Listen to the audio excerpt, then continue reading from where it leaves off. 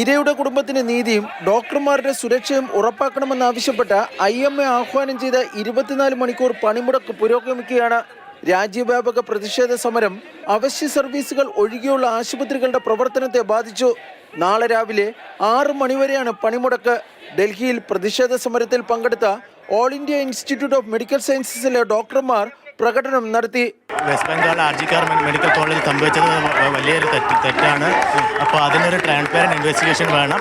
മറ്റ് 2 കേസിലും ലേഡി ഡോക്ടറിനുണ്ടായ അതിലും രണ്ടാമത്തെ ആയിരക്കണക്കിന് ആൾക്കാർ വന്ന് മോബ് വയലൻസ് ഉണ്ടായത്. സമരം ചെയ്യുന്ന ഡോക്ടർമാരുമായി കേന്ദ്ര ആരോഗ്യ മന്ത്രാലയം ചർച്ച നടത്തി. ഈ ചർച്ചയിലാണ് ഡോക്ടർമാരുടെ സുരക്ഷ സംബന്ധിച്ച് പഠിക്കുന്നതിന് 2 അംഗ സമിതി രൂപീകരിക്കാൻ തീരുമാനമായത്. ഈ സമിതിക്ക് മുമ്പാകെ ശുപാർശകൾ സമർപ്പിക്കാൻ സംസ്ഥാന സർക്കാരുകളോട് കേന്ദ്രം നിർദ്ദേശിച്ചു.